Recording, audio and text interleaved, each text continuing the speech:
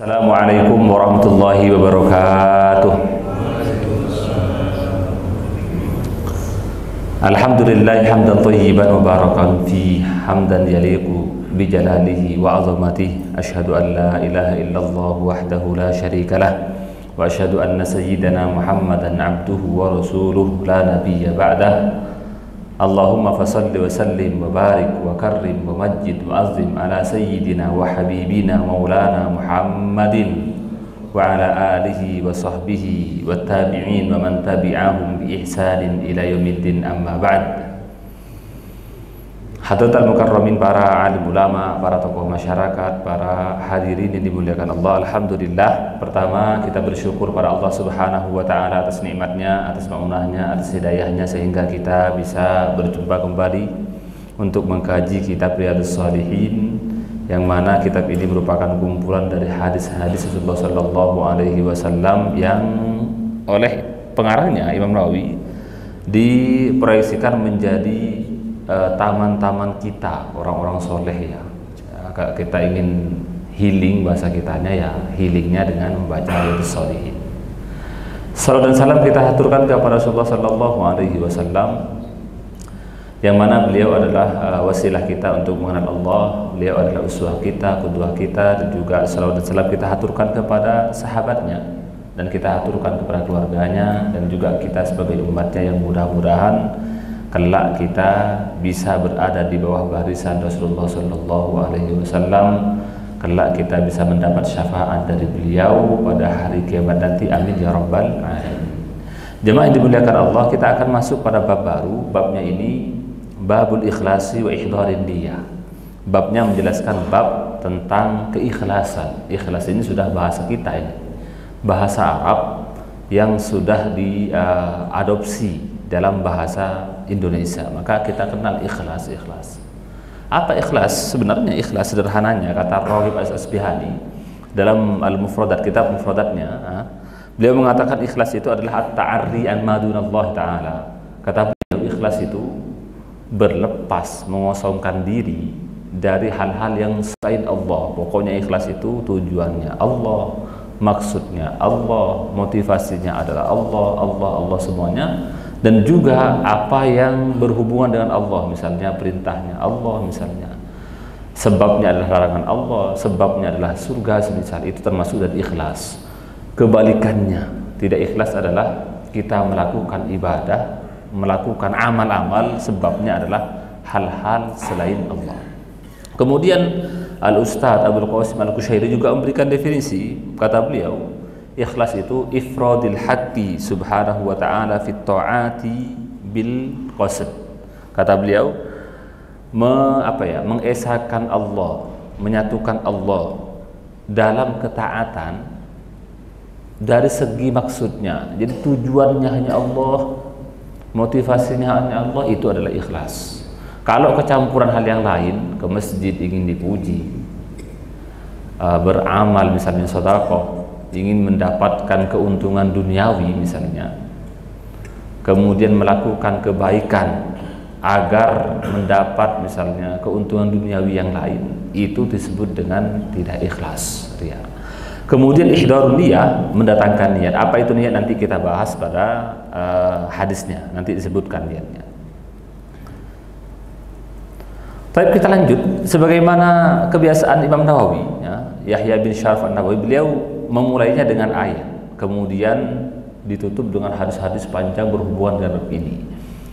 Ayatnya pertama, qala Allah Ta'ala, Allah berfirman, wa ma umiru illa liya'budullaha mukhlishina lahuddin hunafa wa yuqimus salata wa yu'tuz zakata wa dzalika dinul qayyim. Al-Bayyinah ayat 5. Kata Allah, wa ma umiru, dan tidaklah mereka diperintahkan, kata Allah. Siapa mereka? Orang-orang ahlul kitab, ya, dan juga orang-orang yang tidak percaya kepada Allah, orang yang musyrik. Dan tidaklah mereka diperintahkan kecuali untuk menyembah kepada Allah. Menyembah yang gimana? Mukhlisin, dalam keadaan ikhlas, murni kepadanya, ad-din, dalam menjalankan agama. Dan mereka tidak diperintahkan kecuali beribadah kepada Allah dalam keadaan ikhlas menjalankan agama, hunafa, dan keadaan lurus. Hanif, ada yang mengartikan Hanif itu mail, artinya condong dari agama yang lain menuju Islam. Maka mereka sebenarnya itu, kata Allah, sudah diperintahkan apa? Beribadahnya gimana? Ikhlas karena Allah dan juga lurus dalam agama Islam. Kemudian yuqimus shalah wa yu'tuz zakah, melaksanakan salat, kemudian menunaikan zakat, dan itulah agama yang lurus, kata Allah. Agama yang qayyim, millah yang qayyimah, itu adalah menyembah Allah, ikhlas kepadanya, dan juga sekaligus hanif. Ini adalah ayat yang pertama. Maka di mana dalilnya? Di mana yang kita bahas? Mukhlis di sini, ikhlas. Ikhlas itu disebutkan mukhlisin. Mereka tidak hanya diperintahkan ibadah saja, enggak, tapi ibadahnya juga harus ikhlas, murni untuk Allah Subhanahu wa taala. Ayat yang kedua, Allah mengatakan, la yanalallaha luhumuha wala dima'uha walakin yanaluhu taqwa minkum. Allah berfirman, la yanalallaha, Allah ini menjadi maf'ul ya, dari nala yanalu, luhumuha. Kalau nala yanalu artinya mengenai, ya, tidak menimpa. Bahasa kitanya aslinya tidak mengenai. Cuma memang para ulama memberikan makna ini, maksudnya adalah takbir majaz.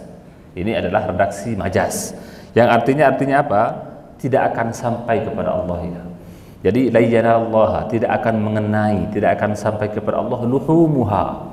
Apa luhumuha? Daging-daging mereka. Wala dima'uha, tidak juga darah-darah mereka. Karena begini, ini ceritanya mengenai orang-orang jahiliyah. Mereka itu kadang mengorbankan hewan kurban.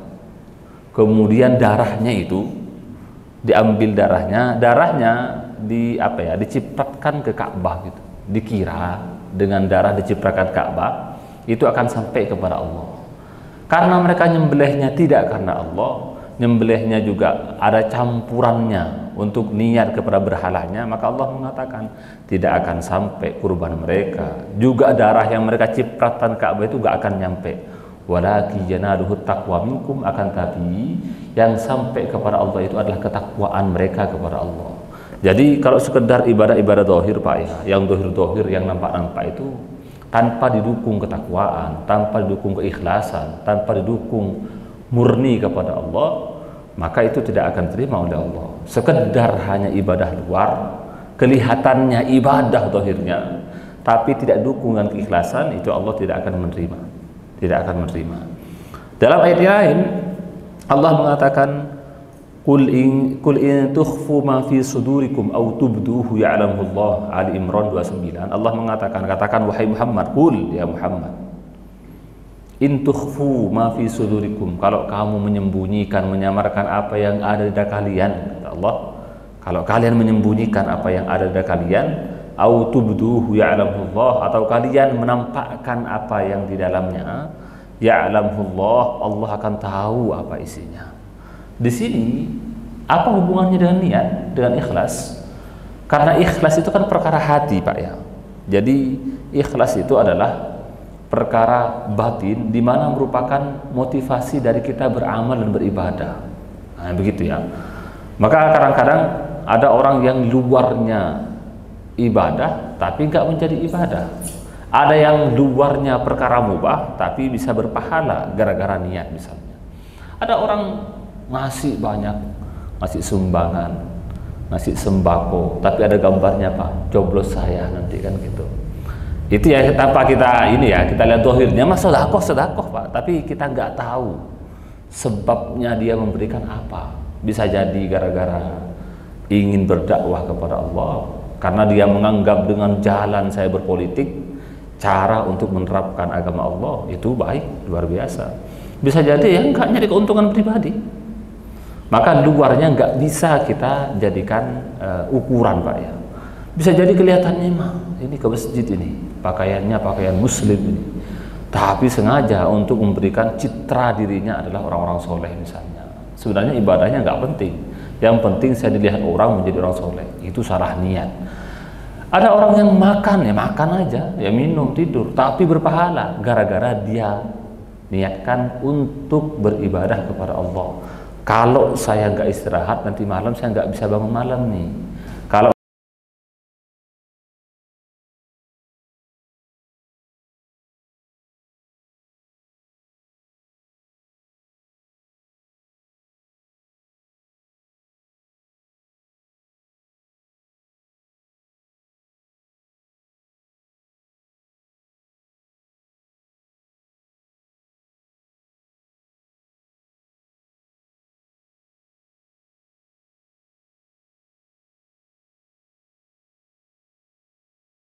sekarang jadi apa ya, tidak peduli.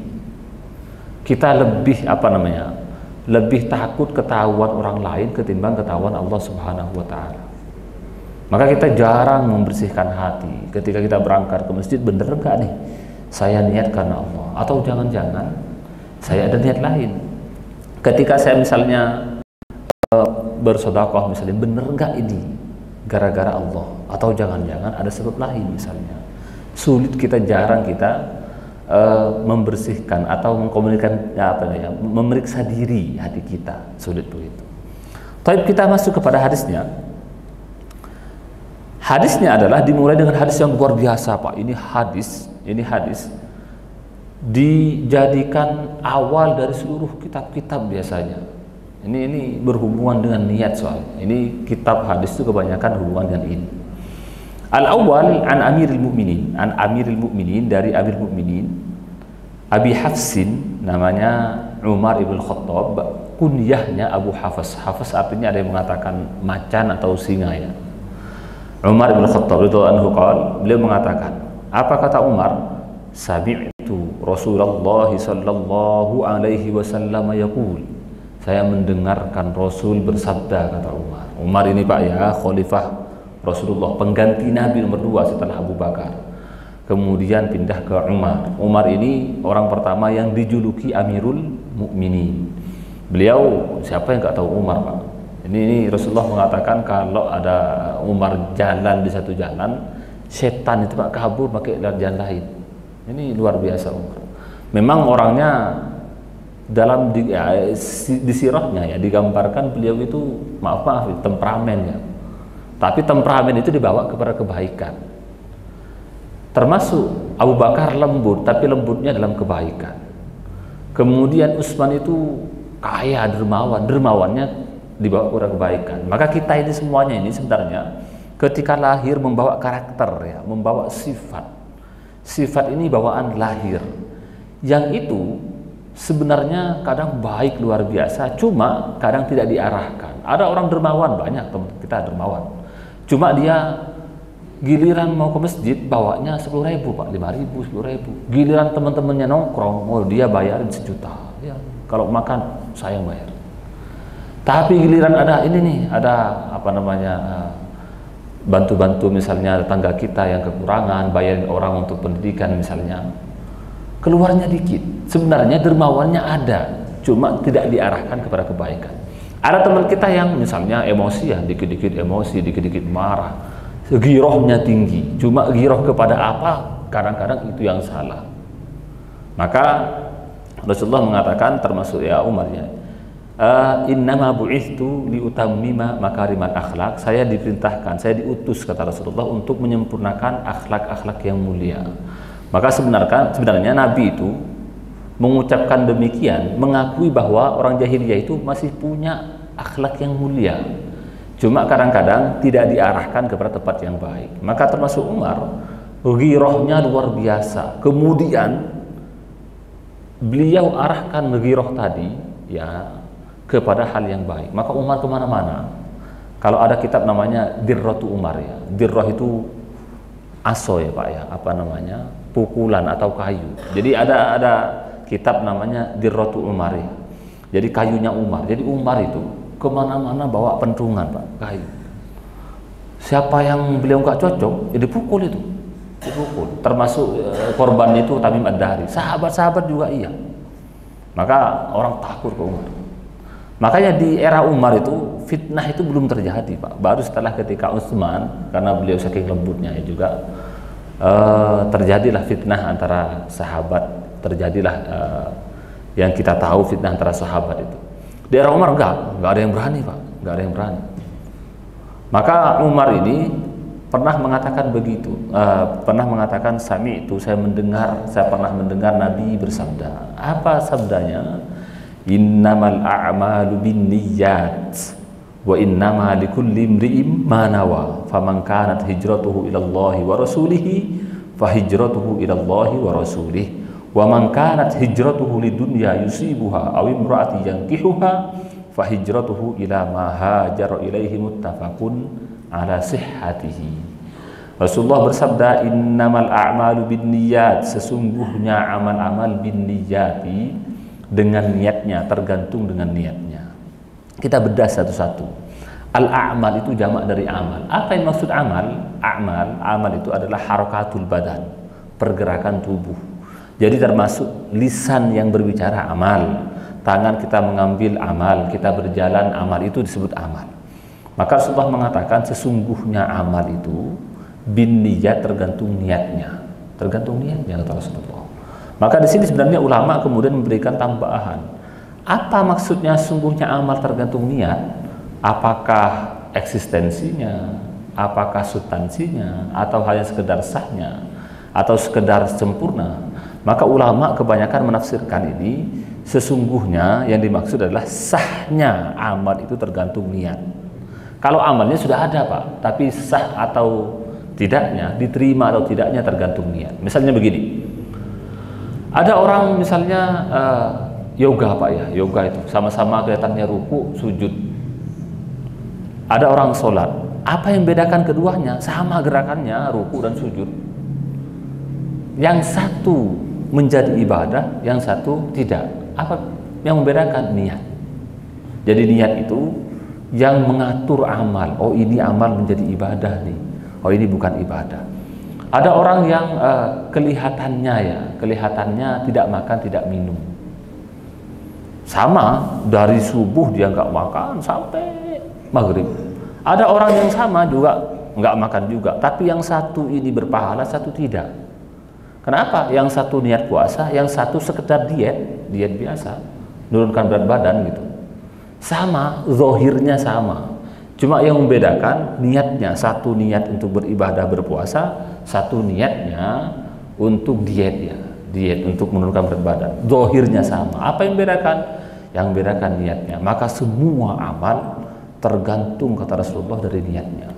Sama ada amalnya, tapi yang membedakan niatnya. Ini bisa menjadi ibadah, ini bukan. Bahkan dikatakan ini ibadahnya menjadi wajib, menjadi sunnah. Sama Pak, sama-sama 2 rakaat. Tadi subuh 2 rakaat, sebelumnya juga 2 rakaat, sunnah sebelum subuh. Apa yang bedakan? Niatnya. Sama 2 rakaatnya, cuma beda niatnya. Maka kata Rasulullah, amal itu tergantung niat. Kalau niatnya begini akan begitu, maka kalau niatnya begini akan mendapatkan ini misalnya. Maka Rasulullah mengatakan wa inna likulli imri'in ma nawa. Kata Rasulullah selanjutnya, sesungguhnya setiap orang itu akan mendapatkan yang diniatkan. Kalau dia niatnya untuk kebaikan, dapat kebaikan. Niatnya untuk pahala, dapat pahala. Niatnya ibadah, dapat ibadah. Niatnya untuk hal yang lain, hal yang lain. Sama seperti orang wudhu misalnya, sama Pak, cuci muka dan wudhu sama. Cuma satu bisa menjadi ibadah karena dia ketika cuci muka itu niat, kemudian mukanya dibasahi, kemudian tangannya, kepalanya, kakinya. Yang satu enggak, ya biar seger aja gitu, biar seger. Maka wudhu biar seger gitu. Bukan wudhu, cuci muka aslinya. Apa yang membedakan? Yang membedakan niat. Dan dia akan mendapatkan konsekuensi dari niat itu. Ketika dia berniat untuk ibadah, dapat ibadah. Niatnya bukan untuk ibadah, tidak mendapatkan ibadah. Itunya yang luar biasa. Innamal a'malu binniyati wa innamal likulli imri'in ma nawa. Sungguhnya amal tergantung niatnya, dan semua orang akan mendapatkan apa yang dia maksudkan, yang dia niatkan. Maka apa itu niat? Niat tadi itu adalah al-qasdu, secara bahasa artinya adalah maksud ya. Niat itu arah, maksudnya, tujuan. Kemudian apa itu niat? Maka niat disebutkan adalah qasdu syai'i muqtarinan bi fi'lihi. Memaksudkan sesuatu berbarengan dengan pekerjaannya. Jadi kalau kita sholat, ketika mau sholat Allahu Akbar, kita niat sholat subuh, itu niat namanya. Tapi kalau sekedar saya ingin sholat tapi sholatnya di belakang, itu tidak disebut niat, disebut dengan azm, disebut dengan keinginan kuat, i'tikad. Kalau kita beriktikad katanya, keinginan kuat ya, itu niat namanya. Kemudian setelah kaidah ini Pak ya, ini kaidah besarnya nih, kemudian didatangkan contoh. Maka Rasulullah mengatakan, faman kanat hijratuhu ila Allahi wa rasulihi fa hijratuhu ila Allahi wa rasulihi. Kata Rasulullah, siapa orang yang hijrah, hijrah ini Pak ya, perpindahan dari satu tempat kepada yang lain, meninggalkan satu tempat untuk pindah ke tempat yang lain, itu hijrah namanya. Maka Allah Rasulullah mengatakan, siapa orang yang hijrahnya kepada Allah dan Rasulnya, artinya tujuan hijrahnya karena Allah, karena Rasulnya, fahijratuhu ilallahi wa rasulih, maka hijrahnya ya kepada Allah dan Rasulnya. Ini contoh hijrah. Hijrah ini kejadian luar biasa yang terjadi di dalam Islam, di mana dengan hijrah itu maka berubahlah posisi Islam yang dulu di bawah menjadi di atas, yang dulu digencet Pak ya, didolimi, menjadi adidaya pada akhirnya. Maka melalui momentum hijrah itulah Islam berubah. Oleh karenanya penanggalan kita Pak dimulai dengan hijrah, karena Umar ya yang pertama kali itu menginisiasi masalah penanggalan. Umar mengatakan karena hijrah itu merupakan momentum Islam itu yang di bawah menjadi di atas. Maka Rasulullah mengatakan siapa yang hijrah karena Allah dan Rasulnya, ya dia mendapatkan apa yang diinginkan. Hijrah karena Allah dan Rasulnya juga mendapatkan pahalanya, kebaikannya. Tapi kebalikannya kata Rasulullah, ini yang luar biasa. Faman kanat hijratuhu lidunya yusibuha aw imraati yankihuha fahijratuhu ila ma hajara ilaih. Siapa orang yang hijrahnya karena dunia, orang semuanya hijrah dari Mekah ke Madinah, pindah dari Mekah ke Madinah. Di Mekah agamanya mereka misalnya dizolimi, di Mekah tidak bisa beribadah, mereka pindah untuk menyelamatkan keimanan dan ibadah dan juga agamanya ke Madinah. Maka kemudian ada orang yang hijrah karena dunia. Ini hijrahnya dari Mekah ke Madinah karena dunia. Awi imra'atin yankuha, atau sebab perempuan yang ingin dia nikahi. Fa hijratuhu ila ma hajara ilaih, maka hijrahnya itu dia mendapatkan apa yang dia hijrah kepadanya, niat hijrahnya yang diinginkan, yaitu dunia dan wanita. Ini begini, sebenarnya ada sebabnya katanya. Hadis ini muncul sebenarnya ada asbabul wurudnya. Kalau ayat kan ada asbabun nuzul namanya. Kalau hadis itu ada asbabul wurud. Memang dikatakan Imam Suyuti menyebutkan dari Sa'id bin Mansur dan juga Tobroni juga dengan rijalnya, dengan sanadnya yang sabit, siqat dari Ibnu Mas'ud. Ceritanya begini, ada seorang perempuan dan laki-laki ini tunangan Pak, tunangan di Mekah ya. Dan si perempuan ini kunyahnya Ummu Qais, namanya Qatilah ya, namanya Qatilah namanya. Dia ini bilang ke si tunangannya itu, saya nggak akan menikah sama kamu kalau nggak kamu hijrah ke Madinah. Kalau nggak ikut hijrah nggak mau nikah sana. Berangkatlah si Qatilah hijrah, ikut Nabi ke Madinah. Kemudian si tunangannya ini hijrah juga ke Madinah, ngikut. Cuma niatnya yang lain, niat hijrah gara-gara agama, ini niat karena ingin menikahi perempuan Pak. Yang unik Pak, yang unik sampai sekarang katanya tidak ketahuan siapa namanya laki-laki ini, tidak pernah diceritakan oleh sahabat. Karena apa? Ya saking memalukannya Pak ya, satron alaih katanya, untuk menutupi riwayatnya. Kalau enggak kan dibully Pak, dijadikan ceng-cengan ya. Masa semua sahabat itu hijrah semuanya ke Madinah demi agama, lah dia hijrah gara-gara perempuan kan. Maka kemudian sampai di kitab-kitab disebutkan laki-laki ini yang gak ketahuan namanya disebut, dijuluki Muhajir Ummi Qais namanya, orang yang hijrah gara-gara si Ummi Qais itu Pak. Zahirnya kan sama ya, sama-sama hijrah, sama-sama pindah dari Mekah ke Madinah, sama-sama jalan juga capek juga sama, juga dia zahirnya ya mengeluarkan effortnya biasa sama itu. Cuma yang satu mendapatkan pahala dari Allah dan Rasulnya, yang satu ya dapat yang diinginkan, dapat si perempuan tadi kan gitu. Maka sebabnya bahkan perkara hijrah yang luar biasa Pak ya, kalau dia niatnya salah, dia tidak mendapatkan keutamaan hijrah, salah niat.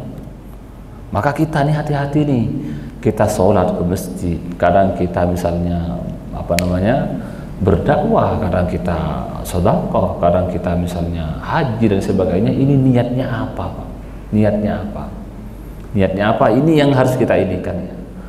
Ya kita mulai menata diri, karena ya gitu tadi itu, semua amal itu ya tergantung dari niat, dan semua orang akan mendapatkan pahalanya, kebaikannya, sahnya dari apa yang diniatkan.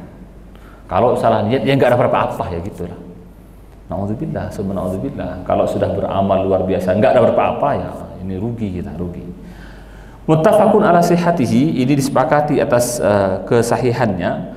Periwayatnya adalah rawahu imama al-muhadditsin, dua imam ahlul hadis. Pertama Abu Abdullah Muhammad bin Ismail Bukhari, Imam Bukhari, dan kedua Abu Husain Muslim ibnul Hajjaj An-Nisaburi. Jadi Muslim bin Hajjaj An-Nisaburi. Mereka itu menyebutkan hadis ini di dalam dua kitab sahihnya yang paling sahihnya kitab yang ada. Jadi paling sahihnya kitab hadis Imam Bukhari dan Muslim. Maka derajatnya hadis paling sahih itu adalah hadis yang dikeluarkan Bukhari dan Muslim. Kemudian ya Bukhari sendirian, kemudian Muslim, kemudian hadis yang dikeluarkan oleh yang lain, tapi dengan syarat kriteria Bukhari Muslim begitu. Maka ini paling sahihnya hadis adalah Bukhari Muslim. Kalau Imam Syafi'i pernah mengatakan saya tidak pernah melihat hadis kitab hadis yang paling sahih ketimbang Muwatta Malik. Ya karena memang Bukhari Muslim di bawahnya Syafi'i gitu ya. Imam Syafi'i tidak tahu ada kitab Bukhari Muslim dengan persyaratan yang begitu ketat ya, begitu ketat. Tapi kita pindah ke hadis kedua dulu.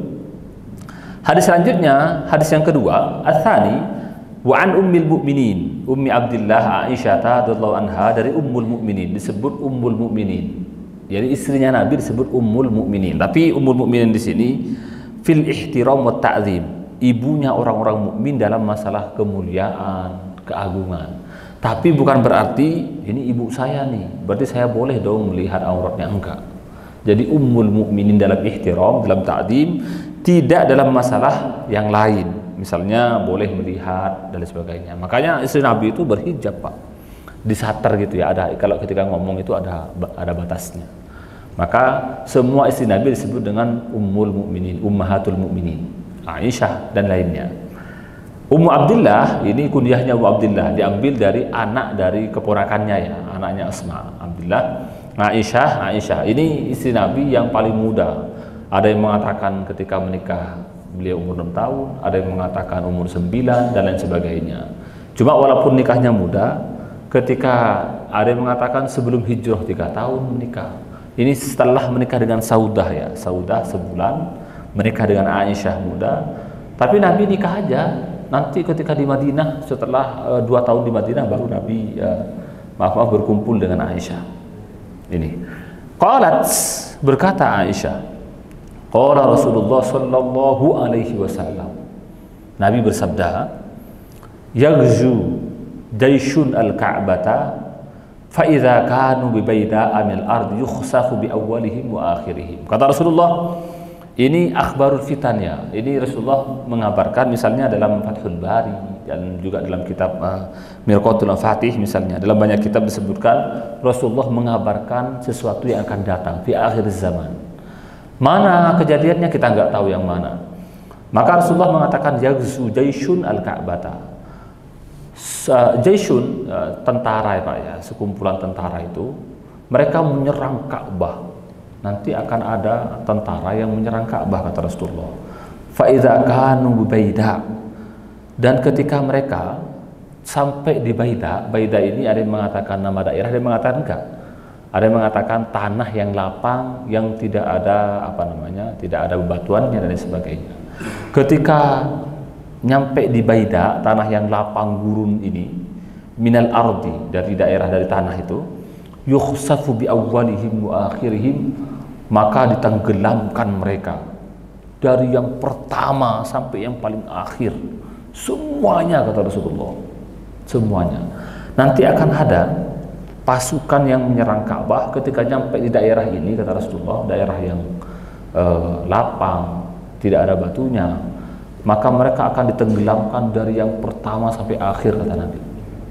Sebenarnya Rasulullah mengabarkan cerita yang akan datang, cuma kita nggak tahu yang mana ya. Cuma ya dalam sebuah kisah disebutkan Ummu Salamah mengatakan yang dimaksud hadis ini adalah pasukannya siapa? Pasukannya maaf Yazid ketika menyerang Abdullah bin Zubair ketika di Mekah ya, yang sampai di Manjanik sampai Ka'bah itu sampai ada yang roboh ya. Jadi ketika terjadi tabi'in Yazid itu, kemudian mereka menyerang Ka'bah. Ummu Salamah mengatakan ini roh yang dimaksud hadis Nabi gitu. Walaupun Imam Qurtubi tidak setuju karena memang pasukan ini tidak ditenggelamkan gitu ya. Kita lihat dalam sejarah memang tidak ditenggelamkan. Maka qalat qultu ya Rasulullah, kata Aisyah, saya mengatakan ya Rasulullah, kaifa yukhsafu bi awwalihim wa akhirihim wa fihim aswaquhum wa man laysa minhum. Bagaimana ya Rasul tenggelamkan semuanya? Kok semuanya kena tertimpa musibah ini? Padahal di mereka ada aswaquhum, ada orang-orang pasar, ada orang yang datang kerja, nggak ngikut apa-apa gitu. Walaysa minhum, dan juga ada orang-orang yang bukan bagian dari mereka. Rasulullah mengatakan apa? Ada pasukan yang menyerang Ka'bah kemudian ditenggelamkan oleh Allah. Dari orang pertama sampai akhir pokoknya tenggelamkan. Maka Rasulullah mengatakan yukhsafu bi awwalihim wa akhirihim summa yub'atsuna ala nijatihim. Mereka ditenggelamkan dari yang pertama sampai akhir. Semuanya kena musibah, tapi nanti ketika bangkit sesuai dengan niatnya masing-masing. Maka begini, Rasulullah ingin mengatakan bahwa kadang-kadang begini, ada suatu penyebab terjadinya musibah, terjadinya bala. Banyak sebab ya. Kalau di sini sebabnya karena mereka ingin menghancurkan Ka'bah. Ketika mereka ingin menghancurkan Ka'bah, maka Allah turunkan bala, ditenggelamkan mereka. Tapi yang kena Pak, yang kena bukan hanya orang-orang yang punya niat buruk tadi, tapi semua orang di sekitar situ kena semuanya. Maka begitu. Maka Rasulullah mengatakan ketika ditenggelamkan ini, yang tenggelam di depan sampai akhir, baik yang pasukan atau bukan pasukan, orang yang sekedar lewat di pinggir juga kena, itu ya, kena. Maka hati-hati. Kadang-kadang ya, kalau kita membiarkan kemaksiatan terjadi di pinggir kita, kemudian turun bala di situ, yang terkena bukan hanya yang tadi itu yang bermaksiat, tapi semua juga ikut kena. Kemudian tapi kita hati-hati Pak ya, jangan kita langsung memutuskan. Ini penting, luar biasa ini. Jangan pernah kita at-ta'alli ala Allah, sok tahu terhadap keputusan Allah. Terjadi gempa di mana, terjadi tsunami di mana gitu. Kemudian kita mengatakan, oh itu azab tuh. Enggak betul. Bisa jadi azab, bisa jadi yang lain, cobaan dan lain sebagainya. Cuma intinya begini, kalau ada satu musibah yang Allah turunkan atau itu adalah azab yang Allah turunkan sebab satu kaum yang bermaksiat kepada Allah, maka yang terkena itu bukan hanya mereka, termasuk orang yang baik di pinggirnya juga kena.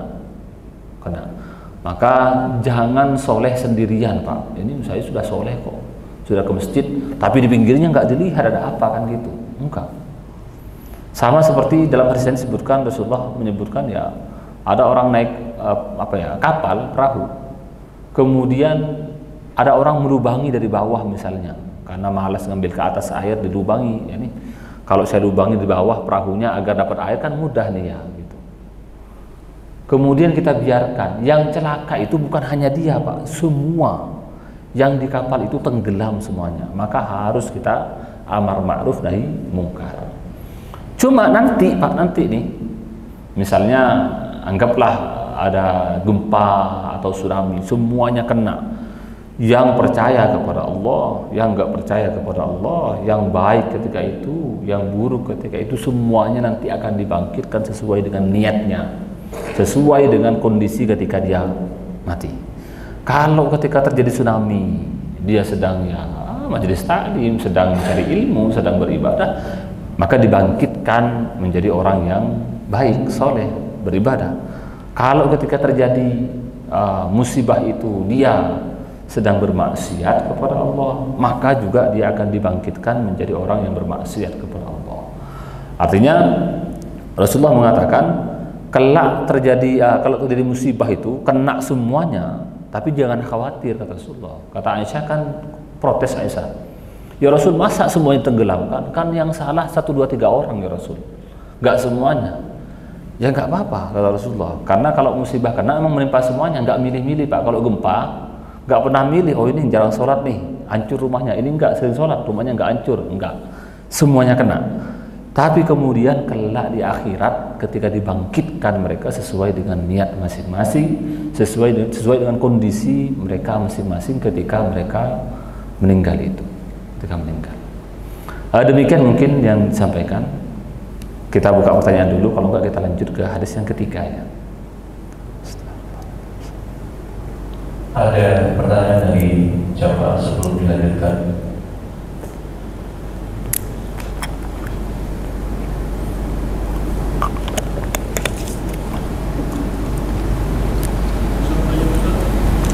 Fadal.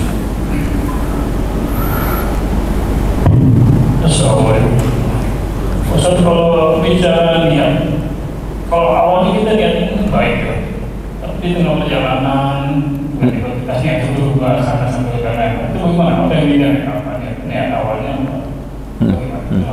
Iya.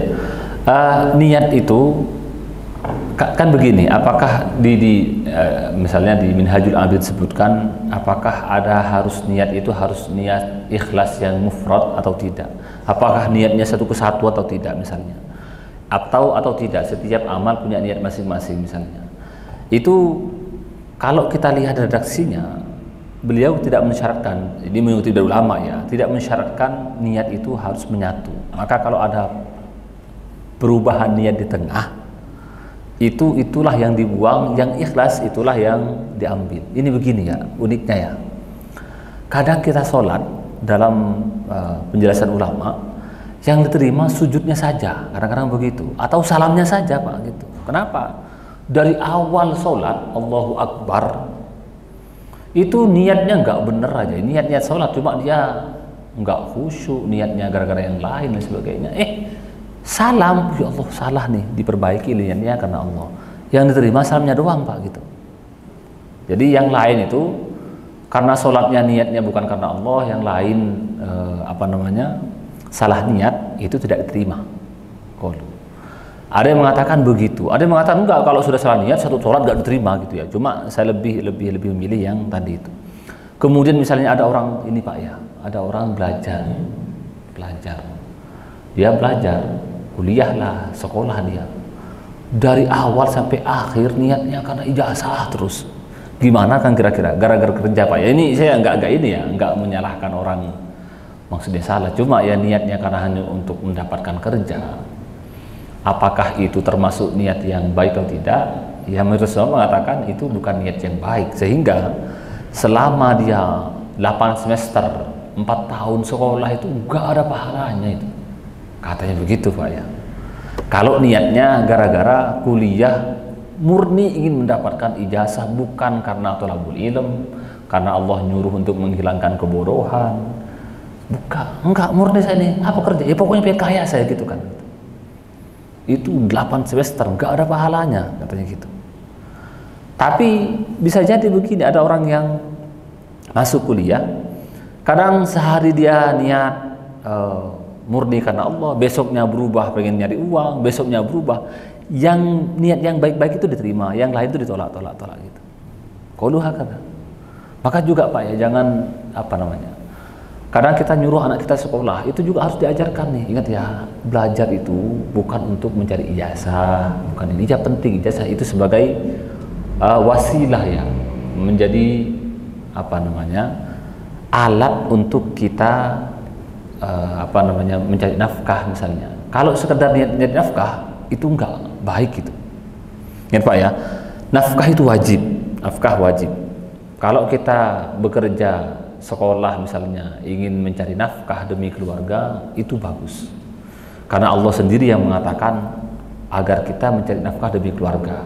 Tapi kalau sudah lebih dari nafkah, yang lebih dari kata Imam Ghazali, dari uddah ya, dari sekedar bekal kita untuk hidup, sampai foya-foya, sampai kita berlebihan takasur, sampai kita pamer, maka nyari hartanya, niatnya untuk mencari harta tadi itu sudah berubah menjadi niat yang buruk. Maka kadang ada orang kuliah, kalau niatnya pengen kaya luar biasa, pengen pamer takasur, maka 8 semester tuh gak ada pahalanya. Itu saya baca itu kaget juga Pak, ini bahaya banget ini saya. Bisa jadi, ini guru saya mencontohkan, saya nggak ngomong sekolah biasa Pak ya. Kalau sekolah biasa memang jarang ditanamkan itu. Yang mondok-mondok itu di pondok pesantren nih Pak ya, pondok pesantren yang memang notabene adalah tempat agama. Kalau si anak ini di pondok 6 tahun, cuma dia niatnya salah, ya sama aja.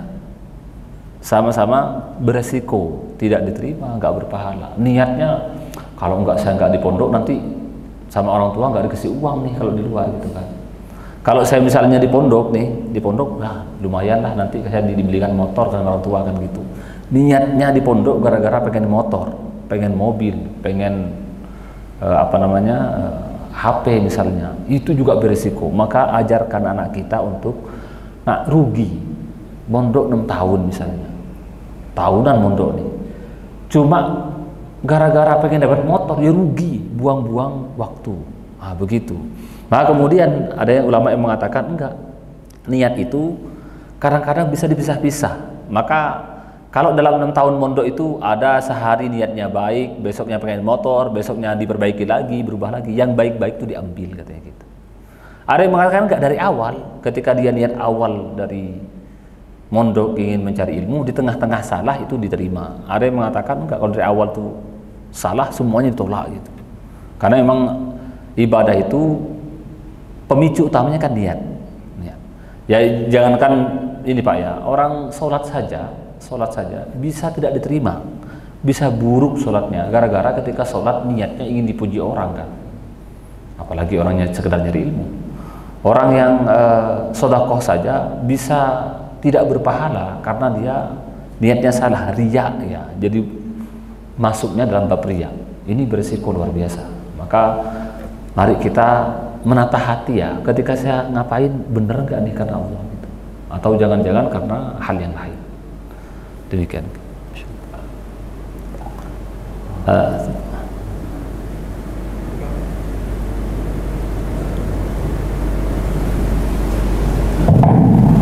Assalamualaikum Ustaz.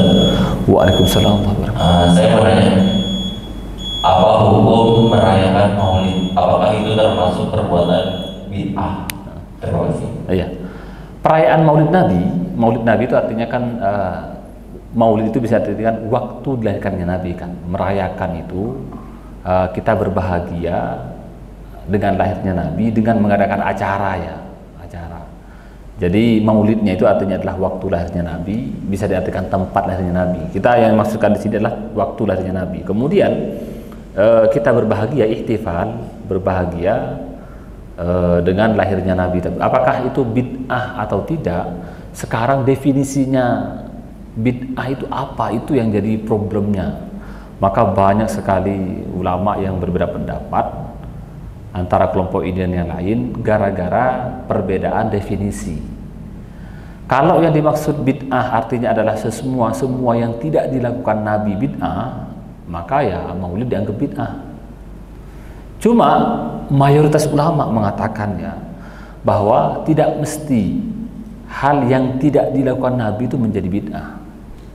Kalau ditanya, tidak akan pernah kita menemukan dalilnya Nabi misalnya bermaulid misalnya, atau sahabat juga enggak misalnya. Pertanyaannya, apakah yang tidak dilakukan Nabi menjadi bid'ah? Itulah yang jadi sumber permasalahan. Maka ulama mayoritas nih, kita bisa mengatakan yang mayoritas karena memang mayoritas begitu, mengatakan bahwa tidak mesti yang tidak dilakukan Nabi, tidak dicontohkan Nabi itu menjadi bid'ah. Kenapa?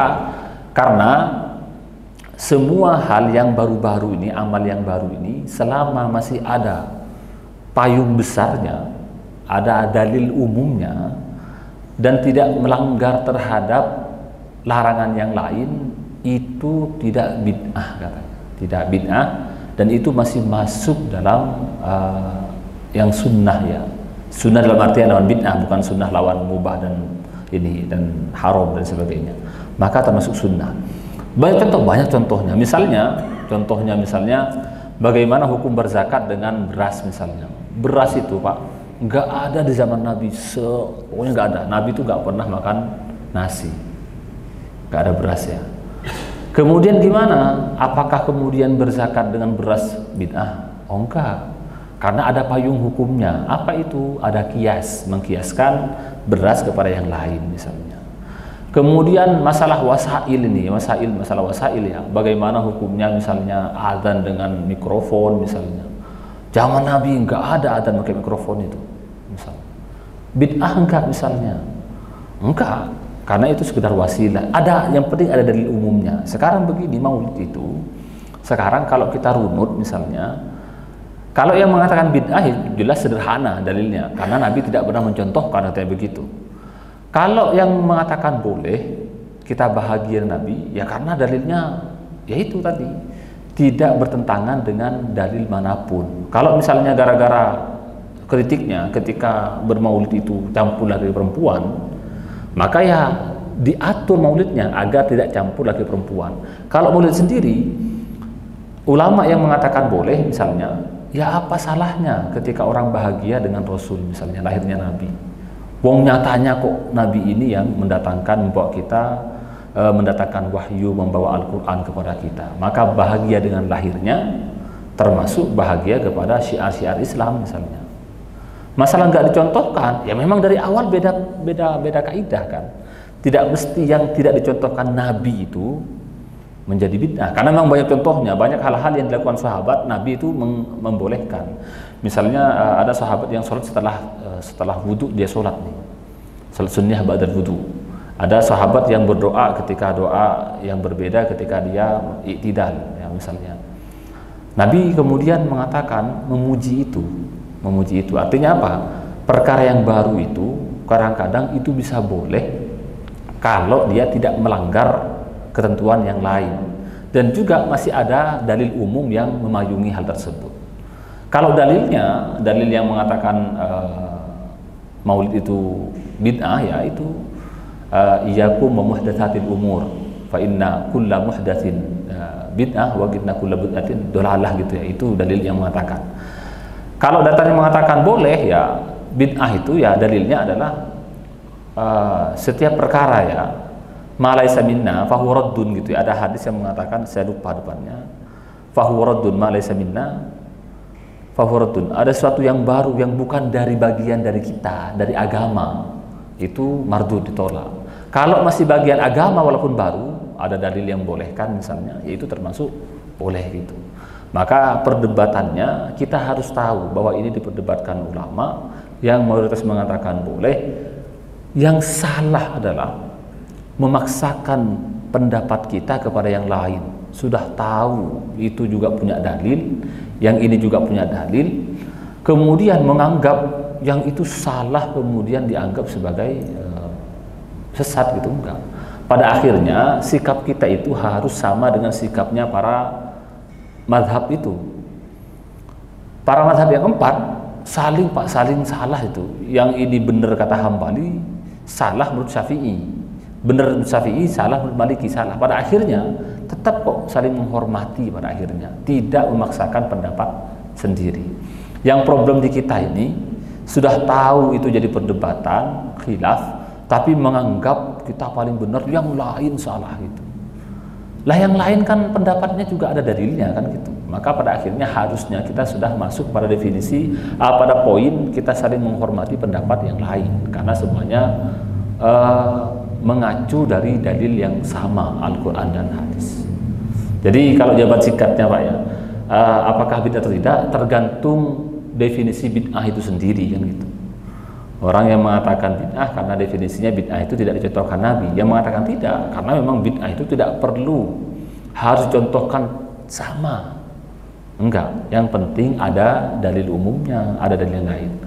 Maka kalau kita lihat ya maulid sendiri kan apa? Baca sholawat kan, baca sholawat gitu. Kemudian di dalamnya ada sedekah misalnya. Kemudian di dalamnya ada ijtima, berkumpul silaturahim. Kemudian ada membaca sirah Nabi misalnya. Di mana yang salah misalnya? Itu pertanyaannya. Maka kemudian ya yang melaksanakan silahkan laksanakan dengan dalilnya, tapi hindari hal-hal yang mungkar.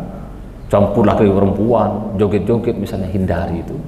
Yang tidak percaya itu ya sudah, nggak usah gitu, nggak usah. Tapi pada akhirnya saling menghormati. Waalaikumsalam warahmatullahi wabarakatuh. Bertanya, kalau masalah masih masalah niat Ustaz. Jadi kalau misalnya fikihnya kan kalau kita sholat subuh berjamaah itu kan harus ada niat dibacakan. Karena suatu sebab karena terburu-buru mungkin sudah berjalan sholatnya lalu orang ini buru-buru masuk dan lupa baca niat. Tapi dalam hati aja. Tapi niatnya dari rumah sudah mau sholat. Karena terburu-buru. Pertanyaannya apakah perlu diulang atau tidak sholatnya? Iya. Kemudian yang kedua masalah fenomena mengenai kejadian musibah. Musibah tadi kan kalau misalnya ada di suatu wilayah terkena musibah itu kan karena ada segelintir orang gitu ya. Kemudian ada beberapa juga yang selamat nih Pak Ustaz. Tadi kan Pak Ustaz bilang berarti kena semua gitu kan. Nah, ini cuma ada fenomena ada beberapa orang yang selamat gitu ya. Nah, kebetulan orang itu ternyata memang orang yang dilihat rajin beribadah gitu. Iya. Nah ini gimana Pak Ustaz? Mungkin bisa dijelaskan. Terima kasih Pak Ustaz. Itu aja. Kalau yang pertama masalah niat, misalnya begini, ada orang karena buru-buru ingin sholat subuh, kemudian dia lupa niat. Begini, sebagian ulama termasuk Syafi'iyah mensyaratkan bahwa niat itu harus berbarengan dengan awal ibadah ya. Ketika sholat maka niatnya itu harus berbarengan dengan awal ibadah, yaitu takbir Allahu Akbar. Ketika Allahu Akbar itu kemudian niatnya dibacanya bukan di mulut tapi dibaca di hati ya, karena niat itu ranahnya hati. Allahu Akbar dibacalah di situ di hati, bukan dibaca ya, dihadirkan niatnya, niat sholat subuh 2 rakaat gitu ya, kemudian bermakmum dan sebagainya. Sebagian ulama enggak mensyaratkan harus sama plek di awal ibadah. Kalau kita kan Syafi'i di sini ya, itu harus awal ibadah Pak. Ketika sholat ya awal ibadah, takbir. Ketika wudhu, ketika membasuh muka misalnya. Kecuali berpuasa dan juga zakat. Kalau berpuasa itu karena kita nggak tahu nih sudah masuk nggak subuh atau tidak. Maka karena sulit menentukan awal puasa, boleh dari malam hari. Zakat juga boleh ketika kita menyetorkan itunya ya kepada imam misalnya, kepada pemerintah dan sebagainya. Ada mazhab lain, Hanafi, itu tidak mensyaratkan niat itu berbarengan dengan awal ibadah, enggak. Ketika dia keluar dari rumah ke masjid, ngapain ke masjid? Enggak mungkin kan niat ke masjid untuk nongkrong kan gitu. Pasti niat untuk sholat. Maka itu cukup menjadi niat itu katanya. Cukup menjadi niat. Dalam mazhab kita juga pun mengatakan kalau ada orang yang memang enggak ketika puasa enggak baca dia nawaitu sama godin atau di hatinya enggak pernah terbersit saya niat besok untuk berpuasa dan sebagainya, lupa dia. Tapi dia bangun makan sahur, takut lapar, kemudian masih minum banyak, kemudian sesubuh lupa niatnya. Itu sebenarnya sudah niat. Kenapa? Kalau bukan karena puasa, ngapain saya bangun makan kemudian minum kemudian hati-hati takut adzan subuh? Itu semuanya sudah dianggap sebagai niat kita untuk beribadah puasa gitu. Nah begitu. Jadi problemnya, apakah niat itu harus berbarengan dengan awal ibadah atau tidak? Ulama beda pendapat. Cuma ada sebagian mengatakan tidak mesti berbarengan dengan ibadah. Yang penting kita ada tanda-tanda untuk melakukan ibadah itu dianggap niat. Ya kalau sudah ke masjid pakai wudhu, kemudian pakai rapi-rapi, bukan pakai kaos training dan sebagainya, ya itu sudah pasti ingin sholat itu, bukan ingin nongkrong kan gitu. Maka itu sudah cukup menjadi niat. Sebagian mengatakan begitu. Maka kalau kita lupa misalnya, udah jangan khawatir, ada ulama yang membolehkan itu. Tapi kalau kita ingat ya niatlah dari awal agar kita sah ibadah kita menurut semua mazhab termasuk dari mazhab Syafi'i kan. Kemudian kalau ada orang terkena musibah misalnya, musibahnya musibah yang besar, tsunami atau gempa, kemudian dari awal Pak ya, jangan pernah kita menghakimi, oh ini pasti gara-gara itu dan pasti ini adab, kita nggak tahu. Itu bisa menjadi azab. Ingat ya, semua musibah itu bisa menjadi azab kepada satu kaum, bisa menjadi musibah saja, bisa menjadi cobaan saja untuk mengangkat derajat ya. Kalau orangnya baik itu kan kadang-kadang diuji agar mengangkat derajatnya kan gitu, agar mengampuni dosa-dosanya. Karena kalau dia nggak kena musibah, mungkin dosanya nggak hilang nih, ketimbang nanti di akhirat nanti dosanya disiksa dengan dosanya, mending kena musibah dunia. Itu bisa begitu ya. potensi musibah begitu. Tapi kalau ada kejadian langsung, ada gempa nih misalnya di Banten misalnya tsunami, kemudian kita langsung menghakimi ini pasti azab ini, jangan juga, karena kita nggak tahu apakah itu azab ataukah itu sekedar ujian atau sekedar musibah dan sebagainya. Kemudian ada sebagian yang selamat, kita juga nggak tahu ini selamat ini gara-gara memang selamatnya karena memang dia orang soleh, atau jangan kebetulan saja dia diselamatkan gitu. Kita nggak tahu. Tapi husnuzon kita, hakikatnya ya, husnuzon kita itu ya karena dia kalau semuanya hancur kecuali ini, ya memang kita anggap dia sebagai orang yang soleh kan. Karena memang ya Allah bisa menolong orang gara-gara kesolehannya kan gitu. Ya. Kemudian jangan pernah orang yang mati ketika musibah jangan kita hakimi pasti kena azab. Enggak juga, enggak. Kita nggak tahu. Yang kita mesti katakan itu azab yang sudah dipastikan oleh Rasulullah atau di Quran itu azab. Misalnya kejadian-kejadian Nabi terdahulu ketika misalnya di gempa banjirnya Nabi Nuh misalnya, itu azab. Kenapa? Misalnya karena Allah yang mengatakan begitu misalnya. Kalau sekarang kita jangan memastikan ya, tapi kita hanya kita menebak-nebak semuanya kan. Jadi kalau ada ustadz yang mengatakan itu pasti azab, itu hati-hati, kita nggak tahu. Kemudian anggaplah ini azab misalnya, tapi tidak semua orang itu berhak mendapat azab. Ada orang yang hanya kecipratan aja tuh, kebetulan dia yang ini bermaksiat kena azab, kebetulan dia lewat, dia orang soleh sebenarnya, cuma ya sial aja ketika itu lewat di situ kena juga itu misalnya. Maka tidak bisa kita satu persatu, oh ini yang kena azab, ini kena azab, ini nggak bisa. Kita nggak tahu, jangan-jangan kok yang ini sekedar lewat, jangan-jangan iya ini dia memang ya maksiat dia nih, tapi kita nggak tahu, jangan-jangan sebelum kena azab dia bertobat dulu kan, ini kita nggak tahu. Maka jangan pernah memastikan sesuatu ini baik atau buruk, karena kita apalagi berhubungan dengan orang ya, kita nggak tahu pada hakikatnya kan gitu. Demikian.